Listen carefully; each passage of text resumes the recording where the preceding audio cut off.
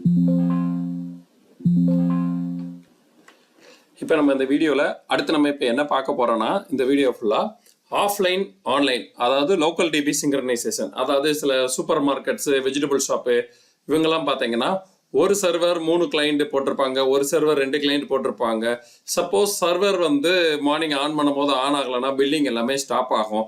அப்போ சர்வர் ஆன்ல இல்லைனாலும் பில்லிங் ஆட்டோமேட்டிக்காக நடக்கணும். இல்லை சப்போஸ் பில் போட்டுக்கிட்டு இருக்கும் போது சர்வர் டக்குன்னு பவர் ஆஃப் ஆயிடுச்சுனாலும் கிளைண்ட்ல டிஸ்டர்ப் ஆகாமல் பில் போடணும் அப்படின்றதுக்காண்டி தான் இந்த வீடியோவை நம்ம ஃபுல்லாக பார்க்க போகிறோம். அதாவது offline plus online local synchronisation. இந்த வீடியோக்கு ஃபர்ஸ்ட் முக்கியம் என்னன்னா, SQL 2019 இன்ஸ்டால் பண்ணாதான் இந்த கான்செப்ட் ஒர்க் ஆகும். அதனால நம்ம சர்வர் அண்டு கிளைண்ட்ல SQL 2019 கம்பல்சரி நம்ம இன்ஸ்டால் பண்ணணும். அது இல்லாமல் ப்ரொஃபஷனல் பேக்கேஜில் தான் இது ஒர்க் அவுட் ஆகும். ஸோ இப்போ ஃபார் எக்ஸாம்பிள் நம்ம வீடியோக்குள்ளே போகலாம்.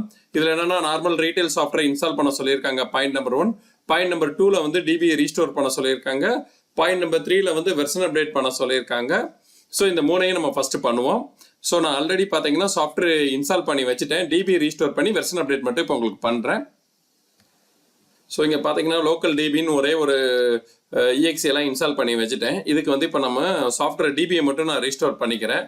ஸோ டேட்டா பேஸ் ரீஸ்டோர் போகிறேன்.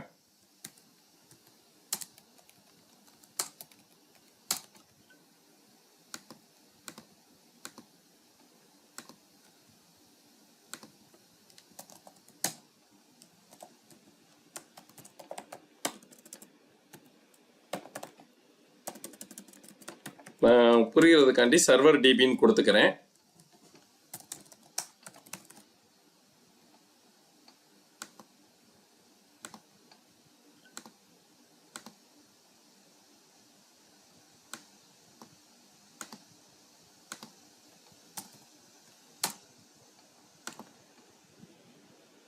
ஸோ இப்போ பார்த்தீங்கன்னா சர்வர் டிபியை வந்து நம்ம ரீஸ்டோர் பண்ணிட்டோம்.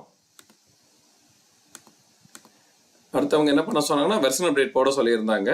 ஸோ நம்ம இந்த சர்வர் டிபியை போய் இந்த லோக்கல் பில்லிங் டிபி EXEல கான்ஃபிகில் போயிட்டு நான் கான்ஃபிகரேஷன் பண்ணிக்கிறேன்.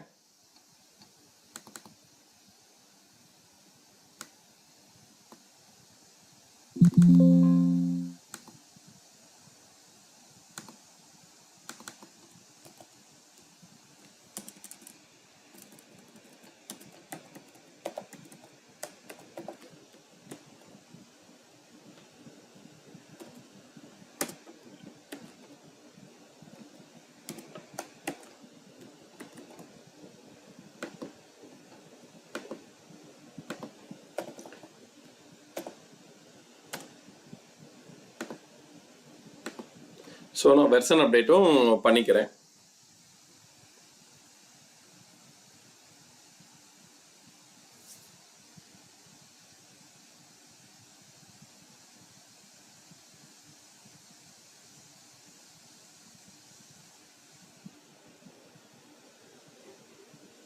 ஸோ வெர்ஷன் அப்டேட்டு கம்ப்ளீட் ஆயிடுச்சு. அடுத்து இந்த டாக்குமெண்ட்டில் என்ன சொல்லியிருக்காங்கன்னு பார்ப்போம். அடுத்து இந்த டாக்குமெண்ட்டில் என்ன சொல்லியிருக்காங்கன்னா, சாஃப்ட்வேர் ஓப்பன் பண்ணி லாகின் ஸ்க்ரீன்லேருந்து F2 போட்டு ஸ்கிரிப்ட் அப்டேட் பண்ண சொல்லியிருக்காங்க. ஸோ நம்ம இப்போ அதை பண்ணுவோம்.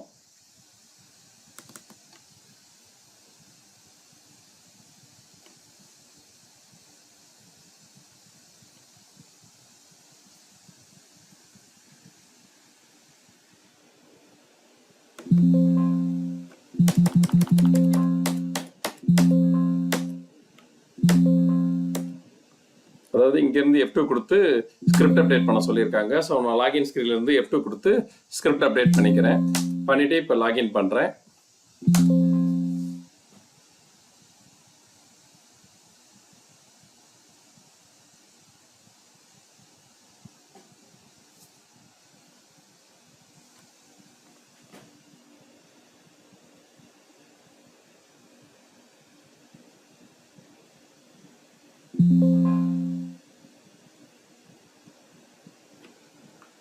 ஸோ லாகின் பண்ணியாச்சு. அடுத்து இந்த டாக்குமெண்ட்டில் என்ன சொல்லியிருக்காங்கன்னு பார்ப்போம்.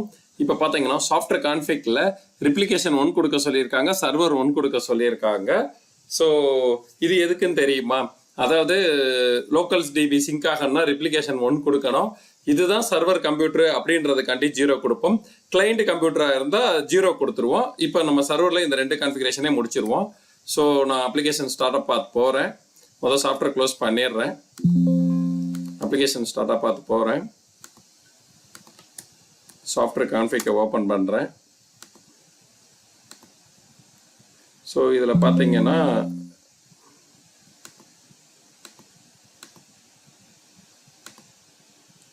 இந்த இருக்குது பார்த்தீங்களா ரெப்ளிகேஷன்.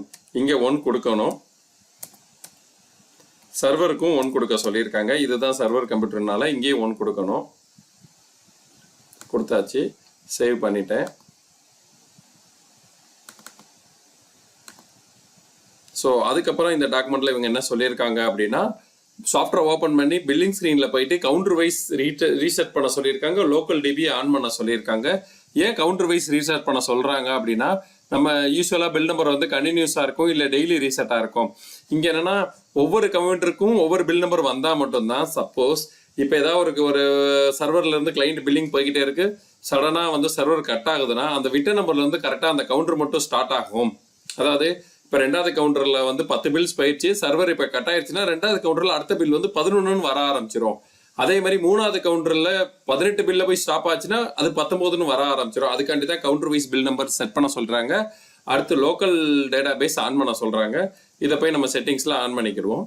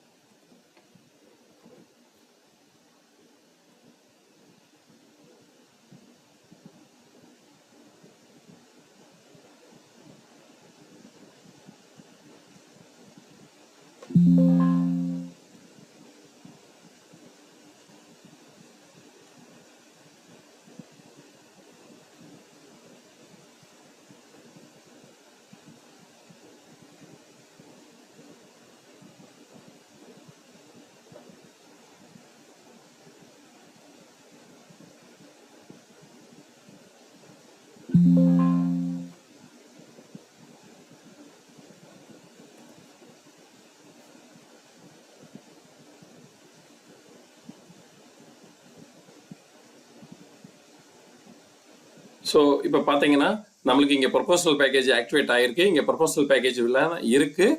ஸோ இப்போ பார்த்தீங்கன்னா நான் பில்லிங் சாஃப்ட்வேர்க்குள்ள போகிறேன்.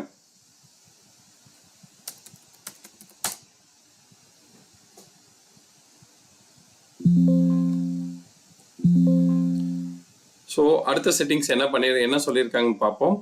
அடுத்த செட்டிங்ஸ் வந்து product, customer, bill setup, user rights வரைக்கும் எல்லாமே கிரியேட் பண்ணிக்கணும்னு சொல்கிறாங்க. ஏன்னா ஸோ இங்கே நம்ம வந்து ப்ராடக்ட்டு, கஸ்டமர், பில் செட்டப், அதாவது புது product, customer, bill print, Windows எக்ஸ்எம்எலா, A4, அதாவது எக்ஸ்எம்எலா, விண்டோஸ் பிரிண்டா, அதே மாதிரி யூசர் ஏதோ ரைட்ஸ் கிரியேட் பண்ணுறதா இருந்தால் எல்லாமே இந்த மாஸ்டர் டிபிலே முடிக்க சொல்கிறாங்க. முடிச்சுட்டு தான் நம்ம டிபியை பேக்கப் எடுத்துட்டு கிளைண்ட் சிஸ்டத்துக்கு போகணும்னு சொல்கிறாங்க. சரி, நம்ம இதை ஃபுல்லாக இங்கே முடிச்சிருவோம். இப்போ நான் சும்மா ஒரு 3 ப்ராடக்ட் மறுபடியும் சாம்பிள்காண்டி ஒரு 3 ப்ராடக்டை கிரியேட் பண்ணுறேன். டெஸ்ட் ப்ராடக்ட்னு போட்டு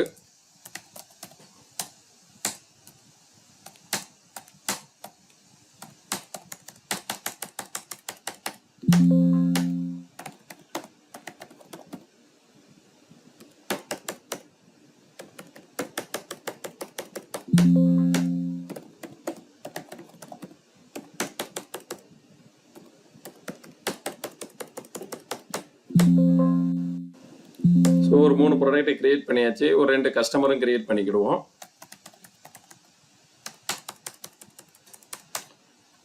ஸோ இதில் மெயின் கான்செப்ட் என்னன்னா, கஸ்டமரை அடுத்து கூட கிரியேட் பண்ணிக்கலாம். ஆனால் இந்த யூசர் ரைட் செட்டப்லாம் வந்து ஃபஸ்ட்டே கிரியேட் பண்ணிக்கணும்.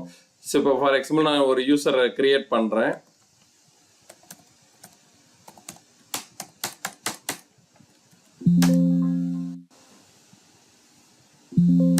ஸோ யூசர் கிரியேட் பண்ணியாச்சு. இவங்களுக்கு பர்மிஷன் கொடுக்கணும்னா நம்ம இதிலே போய் பர்மிஷன் கொடுத்துடலாம். ஸோ நான் பில்லிங் மட்டும் தான் பர்மிஷன் கொடுக்க போகிறேன். ஸோ இந்த பர்மிஷன் எல்லாம் கொடுத்து முடிச்சாச்சு. ஸோ இதுக்கப்புறம் ஐட்டம் கிரியேட் பண்ணாலும் கஸ்டமர் கிரியேட் பண்ணாலும் ஆட்டோமேட்டிக்காக சிங்க் ஆகும். ஆனால் யூசர் கிரியேட் பண்ணால் மட்டும் சிங்க் ஆகாது. ஸோ யூசரை மட்டும் ஃபர்ஸ்டே நீங்கள் கிரியேட் பண்ணிக்கோங்க. இப்போ இந்த ஒர்க்கெல்லாம் முடிச்சாச்சு. அடுத்து என்ன சொல்கிறாங்கன்னு பார்ப்போம். அடுத்து வந்து இப்போ நம்ம சர்வரோட டேட்டா பேஸை வந்து DB2ல பேக்கப் எடுக்க சொல்கிறாங்க. ஸோ நம்ம இப்போ பேக்கப் எடுப்போம்.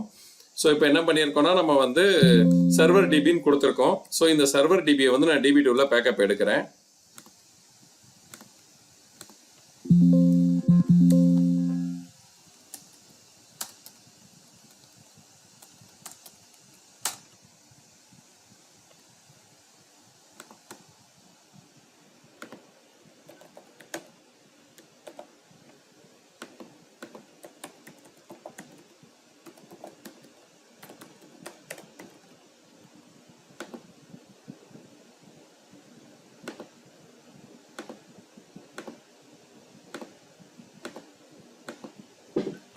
ஸோ இப்போ நான் சர்வர் டிபியை பேக்கப் எடுத்துட்டேன். ஸோ நான் உங்களுக்கு இதே இதில் தான் நான் கிளைண்ட்டையும் ரன் பண்ணி காட்டுறேன். ஏன்னா வீடியோ எடுக்கிறதுக்காண்டி இதே இதில் தான் நான் வீடியோ ரன் பண்ணி காட்ட போகிறேன்.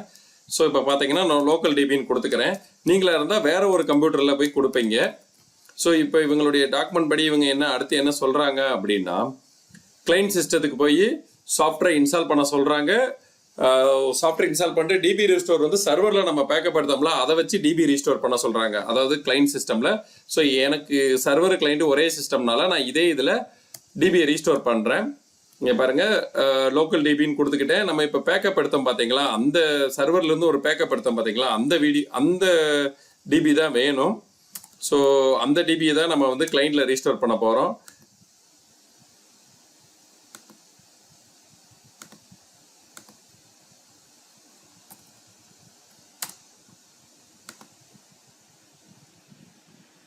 ஸோ கிளைண்ட் கம்ப்யூட்டரில் லோக்கல் டிபின்னு சொல்லி ரீஸ்டோர் பண்ணியாச்சு. ஸோ அடுத்து இவங்க என்ன சொல்கிறாங்க அப்படின்னா, வெர்ஷன் அப்டேட் போட சொல்கிறாங்க. சாஃப்ட்வேர் கான்ஃபிகில் வந்து ரெப்ளிகேஷன் 1 கொடுக்க சொல்கிறாங்க, சர்வர் 0 கொடுக்க சொல்கிறாங்க. ஏன்னா இது சர்வர் கம்ப்யூட்டர் கிடையாது. ஸோ இப்போ பாருங்க, நம்ம இப்போ இதை பண்ணிடுவோம். ஸோ இப்போ பார்த்தீங்கன்னா நான் உங்களுக்கு லோக்கல் டிபின்னு சொல்லி செப்பரேட்டாக வந்து நான் இதே கம்ப்யூட்டரில் வச்சுருக்கேன். நீங்களாக இருந்தால் வேறு கம்ப்யூட்டரில் வச்சுருப்பீங்க. நானாக இருக்கனால இதே கம்ப்யூட்டரில் உங்களுக்கு வீடியோ காண்டி நான் வச்சுருக்கேன். இப்போ for example software கான்ஃபிக்கு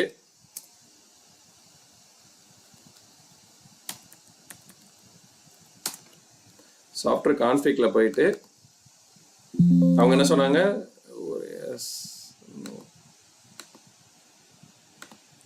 so replication 1 கொடுக்க சொல்லியிருக்காங்க, சர்வர் 0 கொடுக்க சொல்லியிருக்காங்க. இங்கே 2 கொடுத்தாச்சு. இப்போ இதை நான் க்ளோஸ் பண்ணிடுறேன்.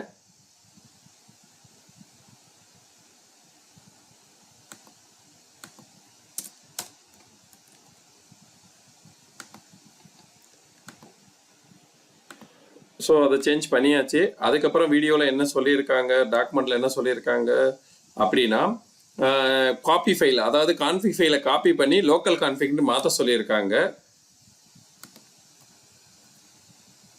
அதாவது கான்ஃபிக் ஃபைல் இருக்குது பார்த்தீங்களா, இந்த கான்ஃபிக் ஃபைலை அப்படியே காப்பி பண்ணி பேஸ்ட் பண்ண சொல்கிறாங்க. பேஸ்ட் பண்ண சொல்லிவிட்டு லோக்கல் கான்ஃபிக்னு மாற்ற சொல்கிறாங்க.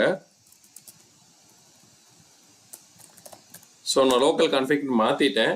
ஸோ அடுத்து அவங்க என்ன சொல்ல வராங்க அப்படின்னா, கான்ஃபிகில் வந்து சர்வர் டீட்டெயில்ஸ் இருக்கணும், லோக்கல் கான்ஃபிகில் வந்து லோக்கல் கான்ஃபிக் டீட்டெயில் இருக்கணும்னு சொல்கிறாங்க. ஸோ இப்போ நான் என்ன பண்ண போகிறேன்னா, ஃபஸ்ட்டு கான்ஃபிகில் போயிட்டு அதாவது சர்வர் கம்ப்யூட்டரோட கான்ஃபிகரேஷனை வந்து கான்ஃபிக் இதில் கொடுக்குறேன். ஸோ இப்போ பார்த்தீங்கன்னா எனக்கு வந்து கான்ஃபிகில் வந்து சர்வர் டிபி தான் இருக்கணும். ஏன்னா மெயின் வந்து சர்வர் டிபி தான். ஸோ நான் மெயினில் வந்து சர்வர் டிபி கொடுத்துட்டேன். அதுக்கப்புறம் வந்து அவங்க லோக்கல் கான்ஃபிக் கொடுத்துருக்காங்க, நம்ம காப்பி பண்ணி பேஸ்ட் பண்ண பார்த்தீங்களா, அந்த லோக்கல் கான்ஃபிகில் வந்து லோக்கல் டிபியை கொடுக்க சொல்கிறாங்க. ஸோ அப்போ என்ன பண்ணால், இதே கம்ப்யூட்டரில் வந்து நான் லோக்கல் டிபின்னு ஒன்று கொடுத்துருக்கேன், அதை தான் இங்கே நான் மாற்ற போகிறேன்.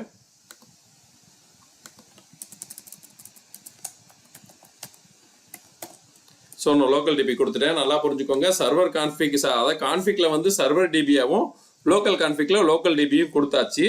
ஸோ இந்த லோக்கல் டிபி எப்படி வந்திருக்குன்னு உங்களுக்கு தெரியும். கான்ஃபிக் ஃபைலை காப்பி பண்ணி அதே இதில் பேஸ்ட் பண்ணிட்டு நேமை மட்டும் ரீநேம் பண்ணிட்டேன். ஸோ இதை தான் இவங்க வந்து சொல்லியிருக்காங்க 7-8. அதுக்கப்புறம் இப்போ பார்த்தீங்கன்னா சாஃப்ட்வேர் ஓப்பன் பண்ணால் சர்வீஸ் இன்ஸ்டால் பண்ணவான்னு கேட்கும். எஸ் கொடுக்கணும். ஏன்னா நம்ம ரெப்ளிகேஷன் 1 கொடுத்துருக்கனால சர்வீஸ் இன்ஸ்டால் பண்ணவான்னு கேட்கும். நார்மலாக கிளைண்ட் கம்ப்யூட்டரில் பார்த்தீங்கன்னா சர்வீஸ் இன்ஸ்டால் பண்ண மாட்டோம். ஆனால் இது வந்து லோக்கல் டிபி சிங்க்ரனைசேஷன் நடக்கனால கிளைண்ட் கம்ப்யூட்டர்லையும் சர்வீஸ் இன்ஸ்டால் பண்ணவான்னு கேட்கும். ஆனால் இப்போ என்னன்னா, நான் உங்களுக்கு டெஸ்டிங் பண்ணுறனால எனக்கு ஆல்ரெடி சர்வீஸ் ரன்னிங் ஆகிக்கிட்டு இருக்கனால நான் என்ன பண்ண போகிறேன்னா சர்வீஸோட நேமை நான் மாற்ற போகிறேன். ஸோ இங்கே கான்ஃபிகில் போயிட்டு ஓப்பன் கான்ஃபிக் போயிட்டு நேமை நான் மாற்றிக்கினா மட்டும்தான் எனக்கு இன்னொரு சர்வீஸ் வந்து கிரியேட் ஆகும். ஏற்கனவே எனக்கு இங்கே சர்வீஸ் ரன் ஆகிக்கிட்டு இருக்கு ஒரே கம்ப்யூட்டர்லனால. ஸோ நான் இப்போ என்ன பண்ணலான்னு பார்த்துருக்கேன்னா லோக்கல் சர்வீஸ் L1 கொடுக்கலான்னு பிளான் பண்ணியிருக்கேன். ஸோ இங்கே நான் சர்வீஸோட நேம் L1 கொடுத்துட்டேன். ஸோ இங்கே மட்டும் கொடுத்தா மட்டும் போதாது, கீயில் போயிட்டு நம்ம மாற்றி விடணும்.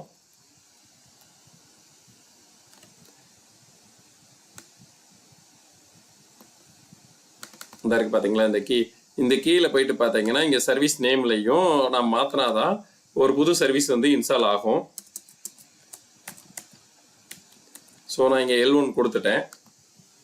ஸோ இப்போ நம்ம சாஃப்ட்வேர் ஓப்பன் பண்ணால் அப்படின்னா சர்வீஸ் வந்து இன்ஸ்டால் ஆகும். பாருங்கள், இந்த லோக்கல் டிபி 2ங்கிறத நான் ஓப்பன் பண்ணுறேன்.